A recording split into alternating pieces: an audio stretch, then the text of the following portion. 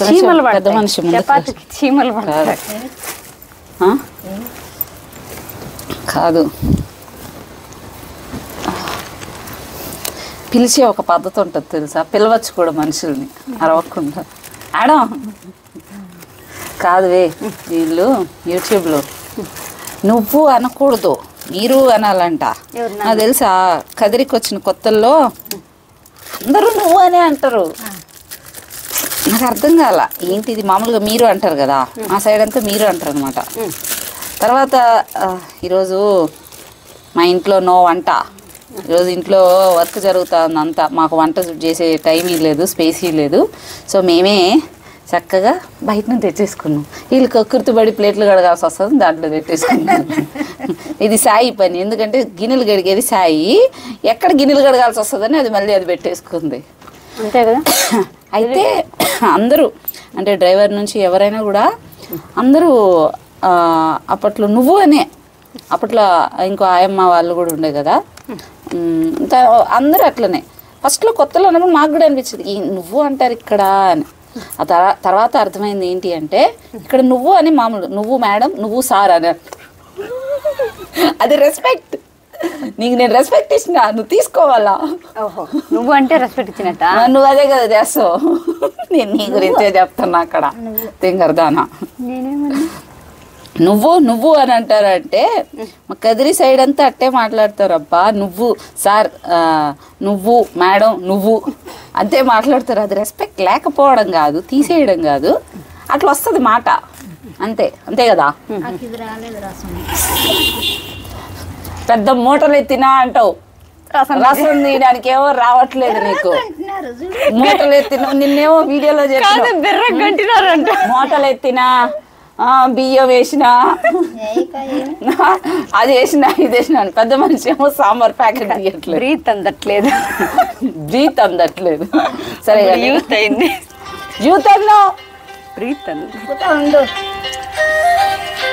Youth అన్నావు.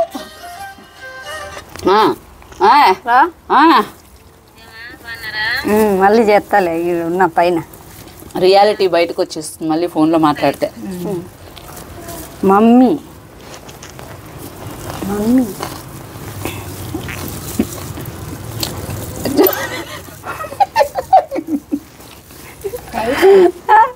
నువ్వే కదా అనింది. సాధించిందిరా. 100 కేజీలు బస్తాలు తీసినప్పుడు కూడా ఇంత ఆనందపడి ఉండదు. 100 కేజీలా?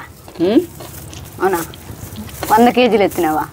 మా ఊరు విలేజ్ కాదు, 100 కేజీలు. కదిరి, అనంతపూర్ డిస్ట్రిక్ట్. సారీ, ఇప్పుడు మారిపోయింది, సత్యసాయి డిస్ట్రిక్ట్. సత్యసాయి డిస్ట్రిక్ట్ అనట్లేదు, సతీసార్ డిస్ట్రిక్ట్ అన్నట్టు అట్లే వస్తుంది. కాదు, కొడతారు ఇంకా.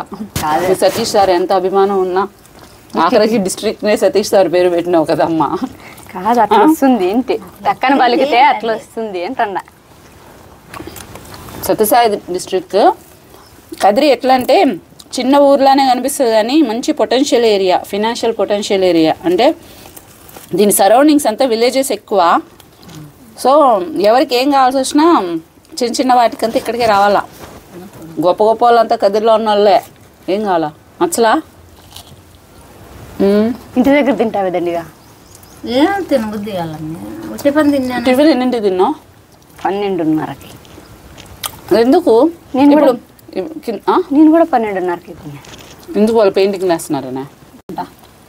సాయి నువ్వు ఎక్కడ చదివావు సాయి? చాలా మంది అడుగుతున్నారు. అనంతపూర్ ఏ స్కూలు? కేఎస్ఆర్ అంటే గవర్నమెంట్ దా ప్రైవేట్ దా ఏంది అసలు? నేను ఉంటే బాగుంది సాయి, నీ టైంలో నిన్ను కూడా చదివింతును. మంచి డిగ్రీ తొక్క నేను చదవను, అన్నీ వచ్చేస్తావు నువ్వు ఖచ్చితంగా. నిజం చెప్పవే, అన్నీ పాస్ అయినావా? 10th అన్ని పాస్ అయింది. 10th pass. ఇంటర్ అప్పుడు పెళ్లి డిసైడ్ చేసినారా, టెన్షన్ లో ఏం చదివిలా. ఇంటర్ పోయిందా? పోయింది. 2 సబ్జెక్టులో 10th పాస్. ఓహో, నువ్వు ఇంటర్ కానీ 10th పాస్. అలా వచ్చావు అన్నమాట. నేను కాళహస్తి బాయ్స్ హై స్కూల్. నేను తెలుసా మా స్కూల్ పేరేంటి తెలుసా? ఏం చెప్పు? తిరుపతిలో హస్తవిధి తిరుపతిలో కాలేజ్ అది ఆయుర్వేద, నేను మెడిసిన్ చేసిన డాక్టర్ చదివింది తిరుపతి, నేను పుట్టి పెరిగింది కాళహస్తి. అర్థమైందా? నువ్వు వచ్చావు కదా కాళహస్తికి, మా ఇంటికి వచ్చినావు కదా. ఏడబ్బా ఆ రోజు గొడవలతో నీకు తెలీదా? ఫస్ట్ టైం ఏదో అందరూ అడుగుతారు కదా నన్ను, కోపం రాదా అని. ఫస్ట్ టైం నా కోపం చూసింది నువ్వే కదా. కోపం రాకుండా ఎందుకు ఉంటుంది? ఒకప్పుడు ఊరికే చిన్నదానికే వచ్చేది. బాధ్యతలు పెరిగినాక నోరు మూసుకొని సైలెంట్గా ఉండి పని మీద మాత్రం కాన్సన్ట్రేట్ చేసిన.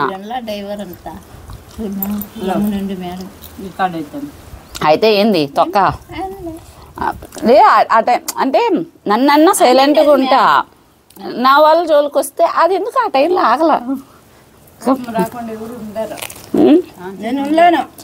ఎవరినైనా అంతే, నా వరకు వస్తే సైలెంట్గానే ఉంటా. నేను ఎవరినైనా బాధ్యత తీసుకున్నా నా అని అనుకున్నా వాళ్ళ జోలికి ఎవరైనా వస్తే మామూలుగా మనోహర్ని ఏం అన్ను. మొన్న ఎందుకు అంత ఫైర్ అయినా అమ్మోళ్ళది ఎందుకంత కోపం వచ్చింది అప్పుడు. అలాంటప్పుడు ఎవరున్నారు ఏందని పట్టించుకోను. కానీ ప్రతి చిన్నదానికి ఎందుకని వాళ్ళ మన కోపం వస్తే అవతల భయపడేటట్లు ఉండాల. ప్రతి దానికి కోపడితే దీనికి ఏదో పిచ్చిది అనుకుంటారు.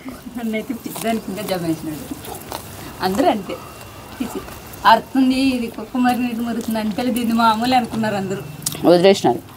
లేదులే నీ మధ్య గొడవలు పడ్డం ఆపేసినావు. ఇప్పుడు రోజు ఏడిపే ఏదో ఒకదానికి. ఏడ్చేది కూడా ఇది తక్కువ, బెంగళూరులో అయితే ఇంకా బాగా ఏడ్చిన. దాంట్లో కూడా కాంపిటీషన్ పెట్టుకున్నా. ఎందుకు గొడవ అసలు మాకు తెలుసా?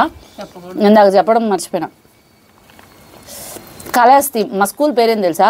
బాయ్స్ హై స్కూల్, అబ్బాయిలకు స్కూల్, కానీ దాంట్లో ఉండేదంతా ఆడపిల్లలమే.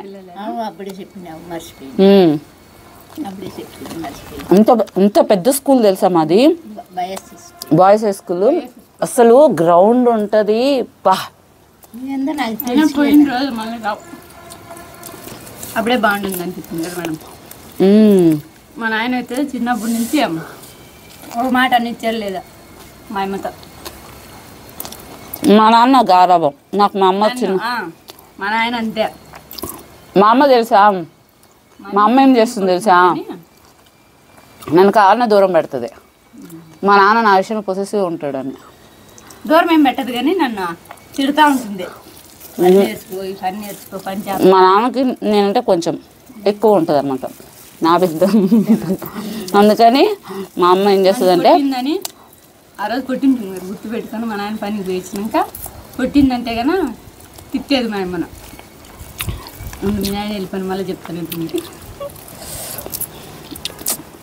అమ్మ చనిపోయినాక ఎవరికి వాళ్ళు అయిపోయినారు, కానీ అంతకుముందు ముద్దుగానే పెరిగి చచ్చిన.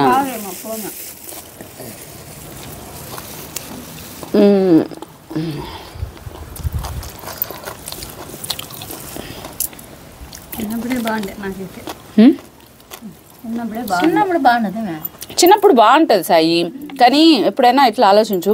చిన్నప్పుడు బాగుండేది. నేను ఇట్లా ఆలోచించుకునేదాన్ని తెలుసా? ఓ టైం వచ్చినాక నాకు మెమరీ పోయింది, అన్నీ మర్చిపోయినా. దివ్య ఫోన్ చేసి అన్నీ ఇదిగో ఇది గుర్తుంది, ఏం గుర్తులే అన్నీ బెబ్బే. అప్పుడు నాకు అనిపించింది, ఇప్పుడు అందరూ కూడా ఎందుకు అనుకుంటారు చిన్నప్పుడు లాగా ఉండాలని? ఎందుకు ఉండాలి అంటే ఏ ఆలోచనలు ఉండవు, ఎక్కువ గుర్తు ఉండదు, ఆడుకుంటూ ఉంటాం, సమస్యలు ఉండవు. కానీ మనకు కూడా అప్పుడు ఒక సమస్య, కానీ మనకు కూడా సమస్యలు ఉండేవి చిన్నప్పుడు. ఏంది ఆ పెన్సిల్ కావాలి, అది కావాలి, వాళ్ళు ఎట్టన్నారు, ఇది నాకు ఇష్టమైంది కొనుక్కోవాలి, అది మనకు అప్పట్లో సమస్య. సరే అబ్బా, ఇప్పుడు జానుకైనా ఆ బుక్ కావాలి, ఇది కావాలి, ఇది కావాలి, ఆ స్వీట్ కావాలి, ఇట్లా అది పెద్ద సమస్య కదా. కానీ మిగిలిన సమస్యలు ఏమి ఉండవు, ఎగురుకుంటూ ఉంటుంది. నేను అనుకున్నా ఇప్పుడు చూడు, అలాగే మనం ఎందుకు ఉండకూడదు?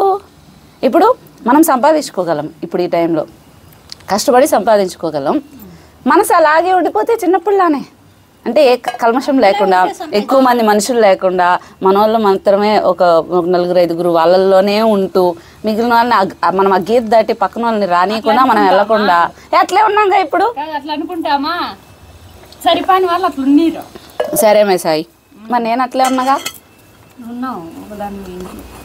ఒకదాని ఎందుకు అందరూ ఉన్నారు, మీరంతా ఉన్నారు కదా, మీ సార్ ఉన్నారు, మీరున్నారు, పిల్లలు ఉన్నారు. సార్ వాళ్ళు అట్లా కాదు కదా, కానీ బయటికి పోతే మనం ఎంత ఉండేది తెలుస్తుంది.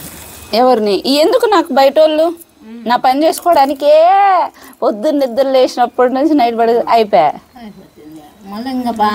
మళ్ళీ బయట ఇంకొకరితోటి మాట్లాడేంత వాళ్ళని ఎంటర్టైన్ చేసి అంత సీన్ ఉందా అసలు? ఫస్ట్ ఆఫ్ ఆల్ నా ఫోన్ నెంబర్ అపాయింట్మెంట్ దొరుకుతుందా?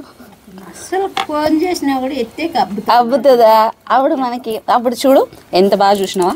ఇప్పుడు నాకు చిన్నప్పుడు గుర్తు లేకపోయినా కూడా ప్రశాంతంగా అదే మనసు ఉంటుంది. చిన్నప్పుడు ఏవి ఇప్పుడు చుట్టుపక్కల ఏవి గుర్తుండవు. ఎలాగో నిన్నటి మొన్నటి కూడా మర్చిపోతాం. హ్యాపీగా ఉందిగా, హ్యాపీగా మర్చిపోతాం. దానివల్ల ఏమవుతుంది, మనసు ప్రశాంతంగానే ఉంటుంది. మన పని మనం చేసుకుంటుంటాం, డబ్బులు వస్తూ ఉంటాయి. మనకు కావాల్సినప్పుడు అన్నీ చేసుకోవచ్చు, ఏం కావాలంటే అది కొనుక్కోవచ్చు. యూట్యూబ్దా బాగానే వస్తుంది పాప. ఇల్లు ఎందుకో త్వరగానే అయిపోతుంది అనిపిస్తుంది నాకు.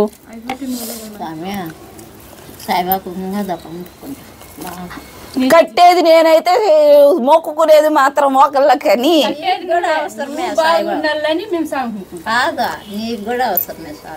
నువ్వు మా సార్ నాతోనే అన్నాడు స్వామి. కాదు, మీరు నలుగురు బాగుండాలని మొక్కుంటాం. సంతోషం అదే నేను మొన్న దీపం పెట్టి చెప్పకూడదంట. నేను నా గురించి మొక్కాలా, పిల్లల గురించి మొక్కాలా? అదే మీ గురించే మొక్కినా.